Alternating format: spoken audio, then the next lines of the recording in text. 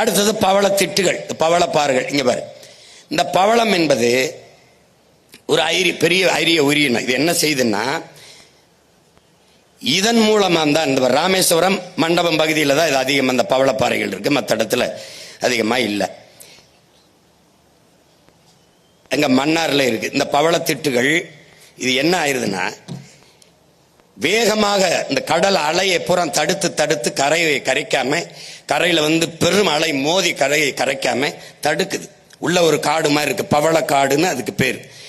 இந்த காடுகளுக்கு உள்ளதான், இந்த பவள பாறைகளுக்கு உள்ளதான் பல உயிரினங்கள், கடல்வாழ் உயிரினங்கள் முட்டையிட்டு குஞ்சு பொரிச்சு தன்னுடைய இனப்பெருக்கத்தை செய்து பெரும்பங்காற்றுது இந்த பவளப்பாறை. அதனாலதான் இந்த பவள காடுகள் என்று சொல்றோம். கடற்கரையை, சுற்றுச்சூழலை பாதுகாப்பதில் பெரும்பங்கு இந்த பவளப்பாறைகளுக்கு உண்டு. கடல் அரிப்பை தடுக்குது. இது எல்லாவற்றுக்கும் மேலாக இங்கே பவளம் முத்து சிப்பியில் இருந்து வருது. பவளம் இந்த பாறையில் இருந்துதான் நமக்கு கிடைக்கிறது. இதை வெளியிலே, தரையிலே, நிலத்திலே எப்படி காடுகள், மலைக்காடுகள் என்று சொல்லுகிறோமோ, இந்த பவள காடுகளை நாம் கடலின் மலைக்காடுகள் என்று அழைக்கிறோம். இது எப்படி இங்கே வெளியில மழை பெய்யறதுக்கு இந்த காடு அவசியமோ, அப்படி கடலுக்குள்ளே இருக்கிற பவளப்பாறைகளை, பவளக்காடுகளை நாம் கடல் மலைக்காடுகள் என்று அழைக்கிறோம். இப்ப இந்த மாசுகளால் இந்த பவளத்திட்டுகள் எப்படி அழியுது அப்படிங்கிறத நம்ம அப்புறம் பார்க்கிறோம். இது என்ன செய்து பாரு, அந்த பவளப்பாறையில் அழிக்குது. இது கண்டல்லாம் அலையாத்தி காடுகள், இலக்கியத்தில் நமக்கு கண்டல்னு பேர். இப்போ 2000 ஆண்டுகளுக்கு முன்பு இந்த அலையாத்தி காடுகள் நம்மளுடைய வாழ்க்கையோடு இணைந்து வந்திருக்குங்கிறது சங்க இலக்கியம் சொல்லுது. இந்த கண்டல், இந்த அலையாத்தி காடுகள் கடலுக்கும் நிலப்பரப்புக்கும் இடையே, நீர்ப்பரப்பு கடலுக்கும் நிலப்பரப்புக்கும் இடையே இருக்கிற ஆறுகளில், கரையோரங்களில் இந்த அலையாத்தி காடுகள் இருக்குது. இந்த அலையாத்தி காடுகளின் சிறப்பு என்ன அப்படின்னு பார்த்தீங்கன்னா, எல்லா உயிரினமும், எல்லா செடி கொடி மரமும் நன்னீரில் தான் வளரும், உப்பு நீரை உட்கொண்டு வளராது, உப்பு நீரில் வளராது. ஆனால் உலகிலேயே உப்பு நீரில் வளர்ந்து வாழ்கிற ஒரே செடி இந்த அலையாத்தி காடுகள் தான். இது பெரும் அதிசயம்.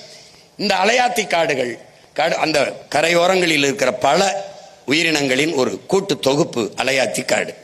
இதுல பவளப்பாறை எப்படி பணியை செய்கிறதோ அப்படி வேகமாக அந்த கடல் பெரும் பெரும் அலைகள் கரையை அரிக்காமல், கடற்கரையை அழிவை சந்திக்காமல் வாழுகிற அந்த இடத்தில் அது பெரிய அரணாக இருந்து அலையை ஆத்தி, அலையை அந்த வேகத்தை கட்டிப்படுத்துவதாலேயே அது அலையாத்தி காடு என்று காரண பெயரால் அழைக்கப்படுகிறது. ஆனால் அதற்கு இலக்கிய பெயர் கண்டல் தான். அதுதான் அதற்கு பெயர். அலையை ஆத்துவதால், நீரை ஆத்திரம், பாலை ஆத்திரம், சூடா இருக்கிற தேநீரை ஆத்திரம், அது மாதிரி வேகமாக வருகிற அலையை ஆத்துது. அதனால அலை ஆத்தி அது காடு. இப்ப இந்த அலையாத்தி காடுகளில் இருக்கிறது என்னன்னா, எப்படி பவள காடுகளில், பவளப்பாறைகளில் கடலுக்குள் வாழ்கிற பல உயிரினங்கள், மீன், நண்டு, நத்தை எல்லாம் அதுல முட்டையிட்டு குஞ்சு பொரிக்குதோ, அப்படி இந்த அலையாத்தி காடுகளின் வேர்களில் இறால், நண்டு போன்ற மீன் வகைகள் அங்கேயே தங்கி முட்டையிட்டு குஞ்சு பொரிச்சு தன்னுடைய இனப்பெருக்கத்தை செய்து. அப்போ அலையாத்தி காடுகளின் பங்கு பாரு, நண்டு இந்த வேருக்குள்ள போறத பாரு, இதுக்குள்ளதான் வாழுது. இந்த இயற்கையின் சீற்றங்களால இந்த கடற்கரை கிராமங்களை அழியாமல் பார்த்துக் கொள்வதில் பெரும் பங்கு இந்த அலையாத்தி காடுகளுக்கு இருக்கு. இப்ப இந்த அலையாத்தி காடுகள் அழிவதை நீ பார்க்கிற. இதற்கு காரணம் என்ன உனக்கு தெரியும். நச்சு கழிவுகளை கொட்டுவது, இது ஒரு பொருட்டாவே நீ நினைக்கிறது இல்லை. அலையாத்தி காடு அது ஏதோ ஒரு செடி, ஒன்னத்துக்கு உதவாத ஒரு செடின்னு நினைக்கிற. உனக்கு இதெல்லாம் எப்படி வரணும், உனக்கு பூக்கணும், காய்க்கணும், பழங்கள் தொங்கணும், அதை தான் நீ மரம், அதை தான் செடின்னு நினைப்ப. இதை நீ இது பொருட்டா கருதுறது இல்லை. அது செத்துச்சுன்னு வச்சுக்க, மொத்தமா நீ செத்துருவாங்கிறத உனக்கு காலை உணர்த்தும். அப்புறம் நீ என்னை தேடுவேன், இங்க பாரு, தேடுவேன். இப்ப இதுல இந்த அலையாத்தி காடுகள் போல இந்த மண் குன்றுகள், இந்த கண்டல் மண் குன்று, இப்ப சொன்ன மீன் எப்படி அந்த நீரை தடுக்குது, அந்த உப்பை உறிஞ்சிட்டு அது எப்படி நீரை சேமிக்குது, இந்த மண் குன்றுகள் இதுக்கு பேர். இந்த மண் குன்றுகளை இவர்கள் எப்படி எப்படி சுரண்டி தின்றுருக்கான் பாரு, பார்த்தா எப்படி வெற்றிக்கான் பாத்தியா. இந்த மண் குன்றுகளை புதிய புதிய தொழிற்சாலை அமைக்கிறோம், நச்சாலைகள் அமைக்கிறோம்ட்டு இந்த மண் குன்றுகளை எல்லாம் அழிக்கிறான். இப்ப குறிப்பா குடிநீர், கடல் நீரை சுத்திகரிக்கிறேன்னு ஒரு ஆலையை கட்டினான இந்த மண் குன்று மேலதான் கட்டுறான், அதை சிதைச்சிட்டு தான் கட்டுறான். அப்ப அதனால ஒவ்வொன்றுமே பேராபத்தை உருவாக்கி கொண்டு வருகிறது. இப்ப அலையாத்தி காடு, பவளக்காடு, இந்த மண் குன்று, இதெல்லாம் பார்க்கும்போது நீ எதையோ கும்பிடுற விழுந்து இதை ஒரு தடவை கும்பிட பழகிக்க. இப்ப பாரு, இப்ப உயிர், இப்ப இதுல நீ என்ன கவனிக்கணும்னா, உப்பு தந்தது யாரு? அவதான். உணவு தந்தது யாரு? அவதான். இப்ப என்ன பார்க்க போற? உயிர். இந்த உயிரை தருவது யார் என்று நீ நினைக்கிறாய்? பாரு, யாருன்னு பாரு. ஆக்சிஜனை தர்றது யாருன்னு பாரு. உலகில் அமேசான் காடு, அது பூமியின் நுரையீரல்ங்கிறான். அமேசான் மலைக்காடுகளை நுரையீரல்ங்கிறான், பூமியின் நுரையீரல்ங்கிறான். உலகில் இருக்கிற மொத்த காடுகளும் சேர்ந்து 20 விழுக்காடு தான் உனக்கும் எனக்கும் உலக உயிர்களுக்கும் மூச்சு காற்றை தருது. பிறகு 80 விழுக்காடு மூச்சு காற்றை தருபவள் யார்? இவள் தான். இந்த பாரு, பொறுமையா பாரு. இந்த காடு வெறும் 20 விழுக்காட்டு தான் ஆக்சிஜனை உனக்கு தருது.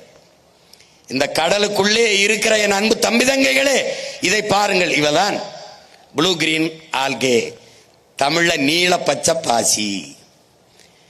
இது போல பல ஆயிரக்கணக்கான தாவரங்கள் உள்ள இருக்கு.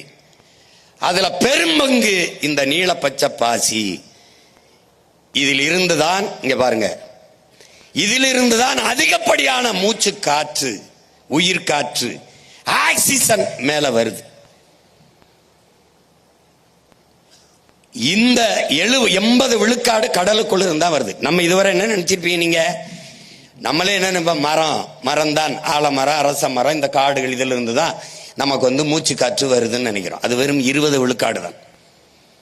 ஆனால் 70 விழுக்காடு நீரால் நிரம்பி இருக்கிற கடலுக்குள் இருந்துதான் நமக்கு இந்த மூச்சு காற்று வருது. 50 - 80 விழுக்காடு மூச்சு காற்றை தருகிற ஒரு பெரும்பணியை செய்வது கடல். அதில் இருக்கிற அந்த நீல பச்சை பாசி. இப்ப அது மாசுபடுது பாரு. இதெல்லாம் அந்த வாடி இருக்குல்ல, என்ன நினைக்கிற? நீல பச்சை பாசி. எதனால நினைக்கிற? நீ எல்லாத்தையும் கொண்டு போய் இங்க கொட்ட, எல்லாத்தையும் அது ஒன்னொன்னா சொல்லிக்கிட்டு வரேன். எதனால இந்த பச்சை பாசி சாகுதுன்னு? யார கொல்ற? உன்னுடைய நுரையீரலை கொல்ற, உன்னுடைய இதயத்தை கொல்ற. பாரு, நீ பார்த்துக்கிட்டே வா. காற்று மாசு. இந்த காற்று எதனால மாசுபடுது? இந்தியாவின் தலைநகர் டெல்லியில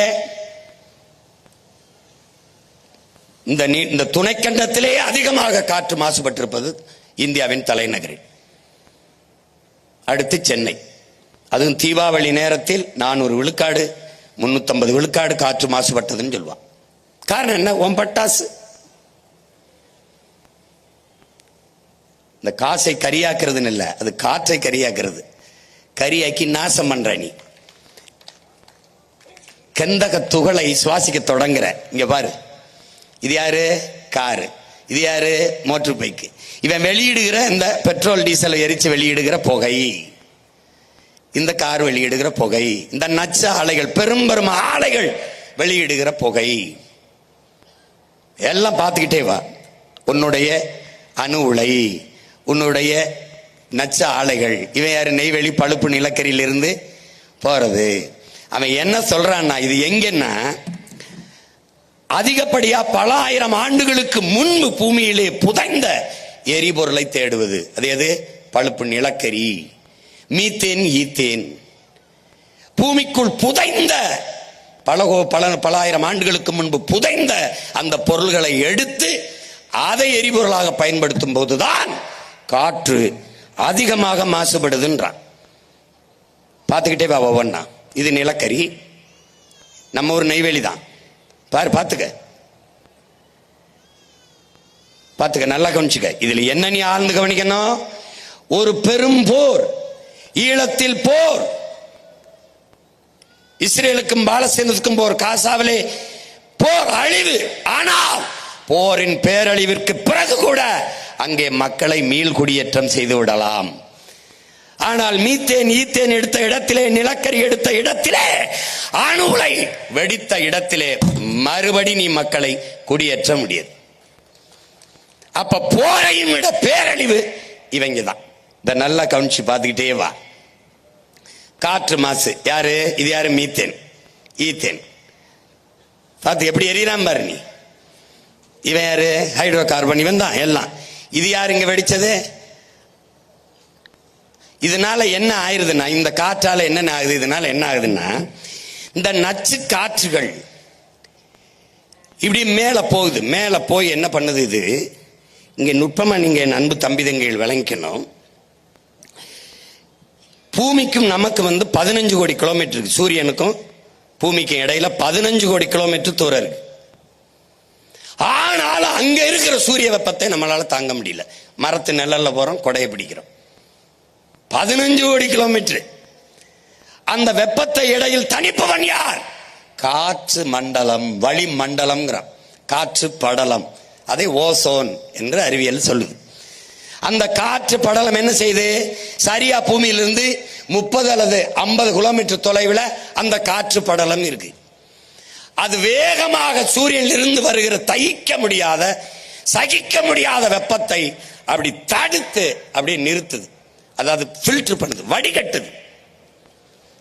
அப்ப சூரிய ஒளி பட்டு தெரிக்குது. அதுல மழை தான். உட்காரு, மழைதாயா? ஏய், கடலம்மா பேசும்போது மழை பெய்யலைன்னா அப்புறம் என்னடா இருக்கு? கடலுக்கு என்னடா மரியாதை இருக்கு?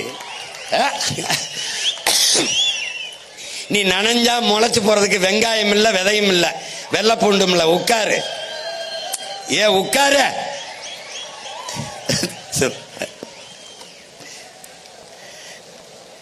டேய்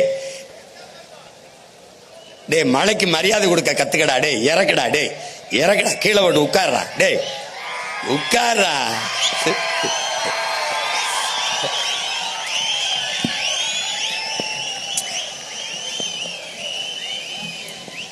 ஒரு தொப்பிதான்.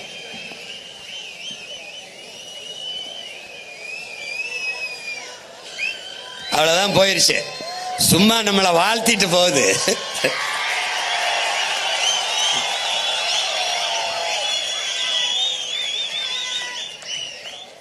டேய் இதெல்லாம் தூக்காதரா. மாநாட்டுக்கு மரியாதை இல்லடா. கடலை பேசுறோம், மழைய பேசுறோம், இப்படி தூக்கி உட்கார்றா. முதல்ல வச்சுக்க தேவை.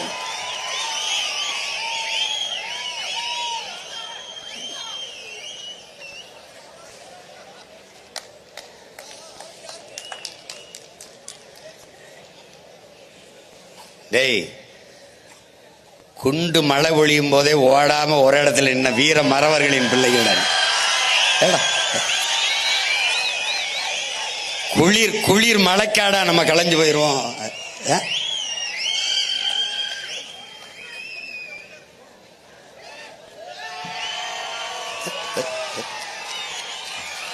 போடுப்பா, போடு.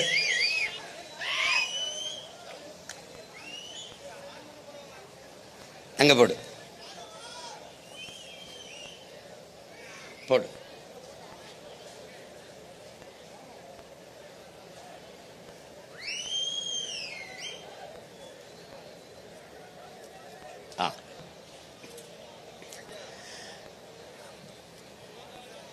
இப்போ பூமியிலிருந்து சரியா 30-50 கிலோமீட்டர் தூரத்தில் இந்த பாரு, இந்த காற்று படலம், காற்று படலம், அந்த ஓசோன் படலம்ங்கிறோம். இதுதான் அங்கிருந்து வருகிற சூரிய வெப்பத்தை தடுத்து அந்த வெப்பத்தை தணிக்கிறது. அங்கே ஏற்படுகிற நிறப்பிரிகை உங்களுக்கு பார்க்குற. இப்போ நீ வானவில்லாம் பார்க்குற, அதில் எல்லா வண்ணமும் தெரியும், வெள்ளை தெரியாது. இந்த பாரு, இந்த வானவில்ல எல்லா வண்ணமும் தெரியுது பாரு, ஆனால் வெள்ளை தெரியாது. ஆனால் வெள்ளையும் அதில் இருக்கு, வெள்ளையும் அதில் இருக்கு, ஆனால் உன் கண்ணுக்கு தெரியாது. ஏன்னா அந்த நீல நிற வண்ணம் ஆதிக்கம் செலுத்திடுது. அதனாலதான் வானமும் கடலும் முழுக்க நீளமாக தெரியறது. காரணம் அதுதான். பாரு, முழுக்க நீளமா தெரியுது. அது அதிகப்படியாக ஆதிக்கம் செலுத்திடுது. இப்ப இந்த இடத்துல அங்கிருந்து வருகிற வெப்பத்தை தனித்து நம்மளால் தாங்கிக் கொள்ளக்கூடிய வெப்பமாக மாற்றுகிற பணியை அந்த காற்று வளிமண்டலம் காற்று படலம் செய்யுது. அதுக்கப்புறம் அங்கிருந்து வருகிற வெப்பத்தையும் நம்மளால் தாங்க முடியாது, பொசுங்கி எரிஞ்சு செத்து போயிடுவோம். அப்ப அதை யாரு தடுக்கிறது? இந்த மரங்கள்.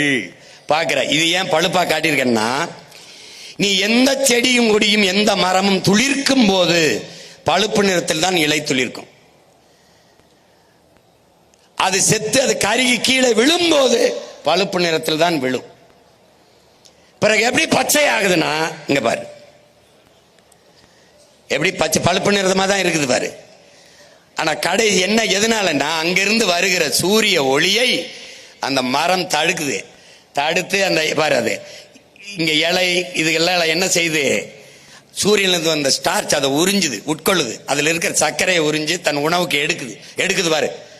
எடுக்கும் போது அதுல இருக்க பச்சையம் அதை எடுத்து உள்ள வந்தோடனே இலை தலை எல்லாம் புல்லு பூண்டெல்லாம் பச்சையா மாறிடுது. ஆனா செத்து விழுகும்போது, உயிரற்று விழும்போது இது மாதிரி விழுகுது. அப்ப இடையில அது பச்சையா இருக்க காரணம், அது சூரிய ஒளியில் அங்க இருக்கிற சர்க்கரையை உறிஞ்சி தன் உணவுக்கு சாப்பிடுது. அது சாப்பிடும் போது வெப்பத்தை உணவா உட்கொண்டு வெப்பத்தின் அளவை குறைக்குது. குறைக்கிறதுனால மரத்துக்கு கீழே நாம் நிற்கும் போது வெப்பம் நம்மளை தாக்காம குழு குழுன்னு இருக்குது, நிழலா இருக்குது. அப்ப யாரு பெரிய வேலையை செய்யறது? யாரு? இந்த காற்று படலம். அதை தந்தவள் கடலில் இருந்து போற அந்த ஆக்சிஜன், அந்த மூச்சு காற்று வளிமண்டலத்தை உருவாக்கிய கடலம்மா தரையிலே இருக்கிற இந்த மரம். இப்ப கடலுக்கு என் மாநாடு சீமானவன் தம்பி தங்கைகளும் போடுறாங்க, மரத்துக்கு என் மாநாடு சீமானவன் தம்பி தங்கையும் போடுறாங்கன்னு இந்த அறிவு கட்ட, இந்த கேடு கட்ட, கேவலம் கட்ட இனி எவனும் கேட்க மாட்டான்னு நினைக்கிறேன். சரிதானே? சரிதானே? கேட்டா எவனா பேசுனா என்ன சொல்லு, இரு உங்களுக்காக ஒரு மருத்துவமனை கட்டுறோம், பெரிய பைத்தியக்கார மருத்துவமனை சொல்லி.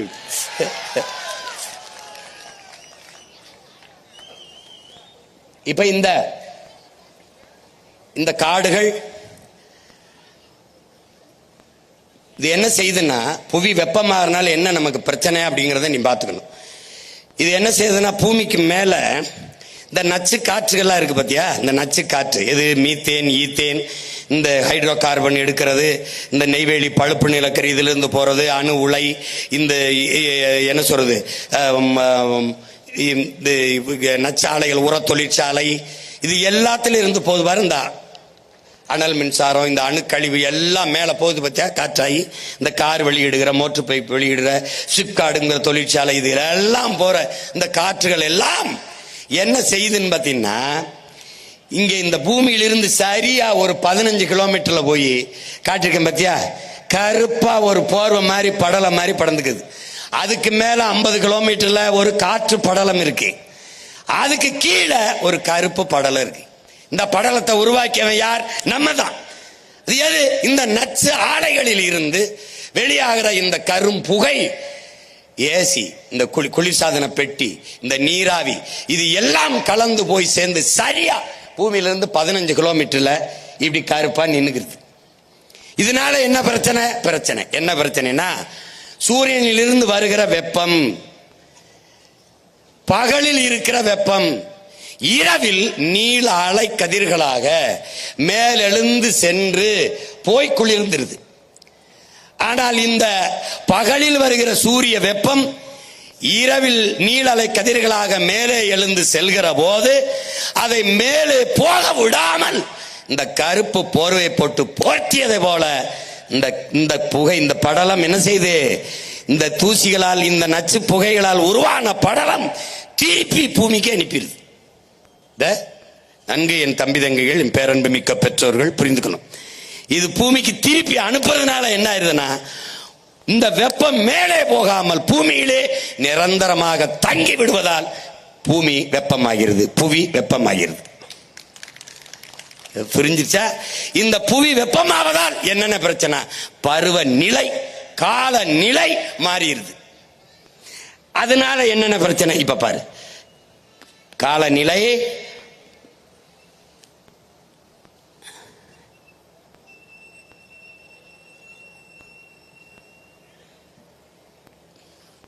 மேல போய் குளிர விடாம தடுத்துருது. அது அண்ணன் சொன்னதுதான்.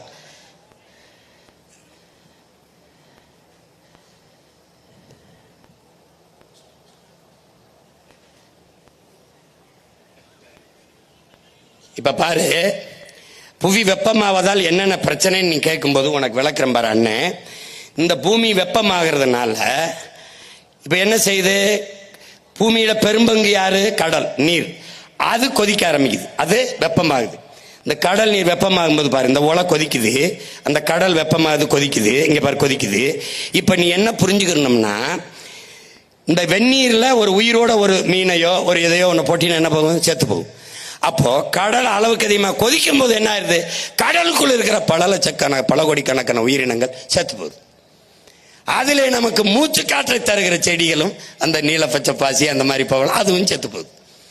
அளவுக்கு அதிகமான வெப்பம். இப்ப புவி வெப்பமாகுதுனால பருவநிலை மாறுவதால காற்று அழுத்தம் உருவாகுது. இந்த உருவாகுது பாத்தியா? உருவாவதுனால என்ன பிரச்சனை என்றால், பருவ மழை என்ற ஒன்று இல்லாம போயிருது. இப்ப பருவமழை பெய்யும், இந்த நேரத்துல வெள்ளம் வரும், தேக்கி வச்சுக்கணும், இந்த நேரத்துல விவசாயம் பண்ணலாம், வேளாண்மை செய்யணும் அப்படிங்கிறது மாறிடுது.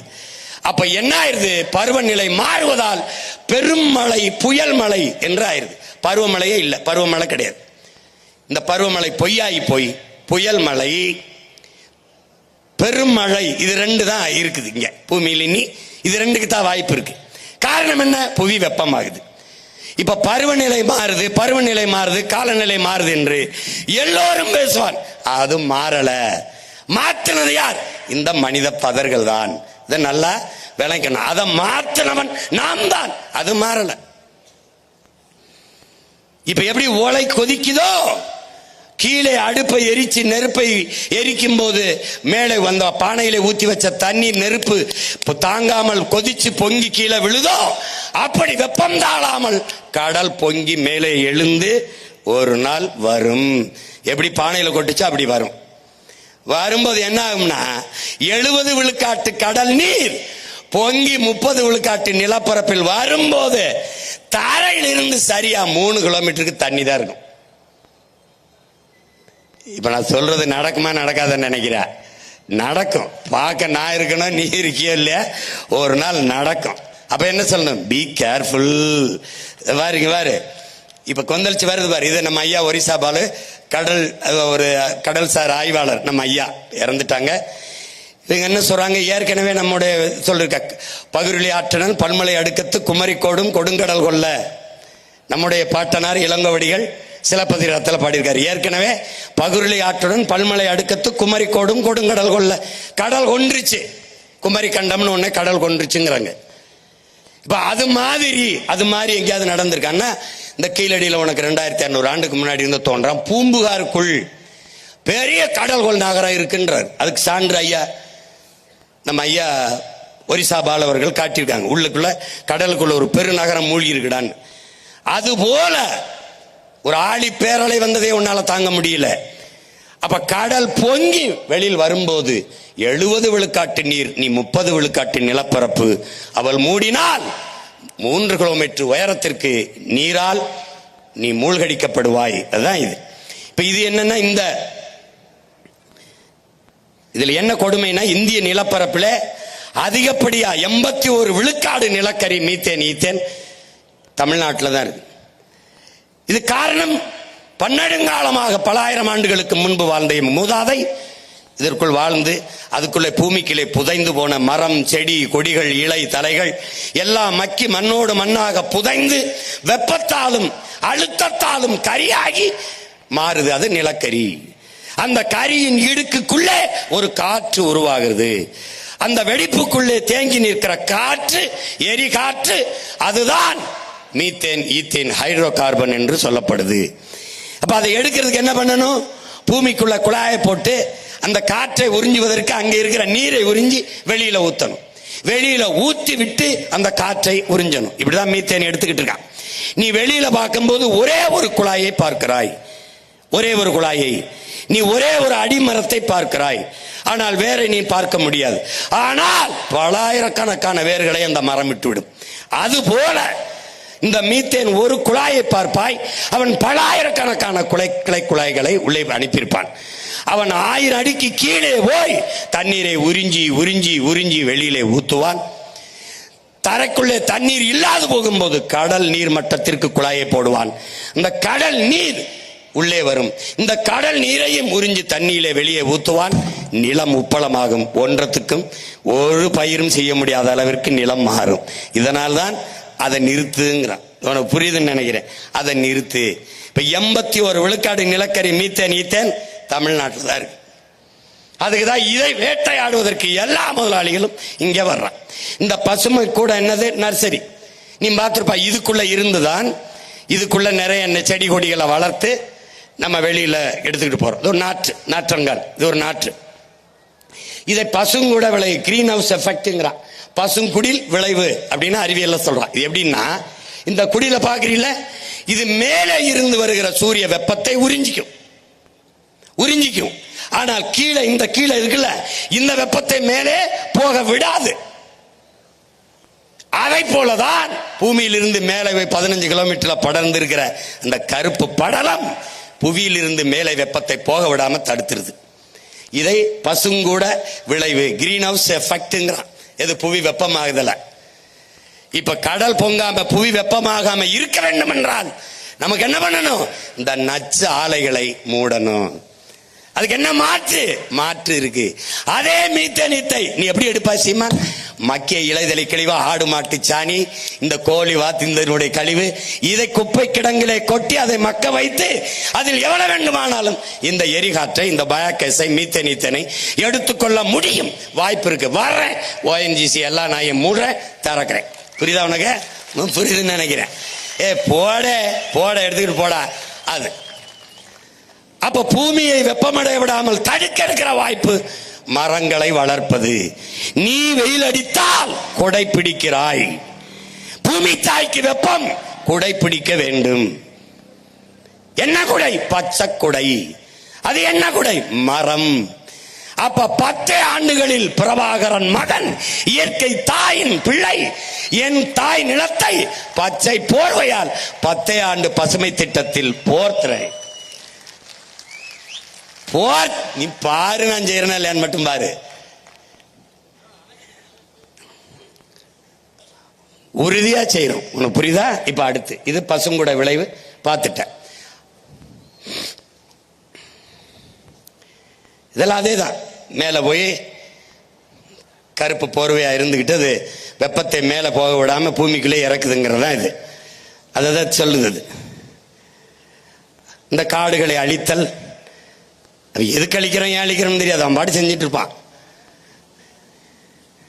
இதுவால் தான் புவியின் வெப்பம் அதிகரிக்குதுங்கிறத சொல்லுது.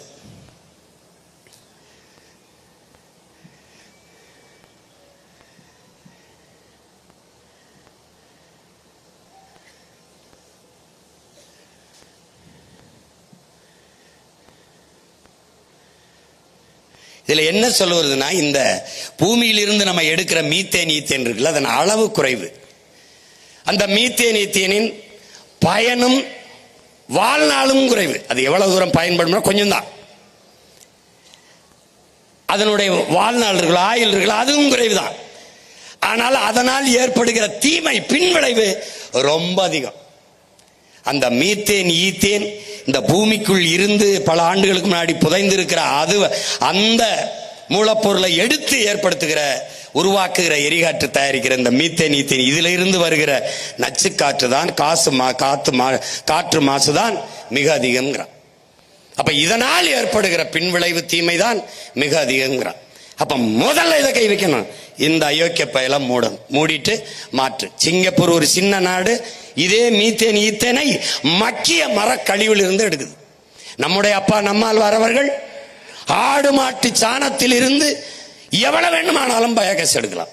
என்னுடைய தம்பி மன்னார்குடியிலே மனித கழிவு, ஆடு மாட்டு கழிவில் இருந்து பயோகேஸ், இந்த எரிகாற்றை எடுத்து வீட்டுக்கு அம்மாவுக்கு அடிப்பெருக்க கொடுக்கிறான், மின் விளக்கு பொருத்துகிறான், அவனுடைய உந்தூரிலேயே ஓட்டி செல்கிறான். என்ன காட்சி இருக்கு, நான் போடுறேன். அவன் வீட்டில் செய்யறான், உங்க பிள்ளை நான் நாட்டில் செய்யறேன்றேன். இவ்வளவுதான்.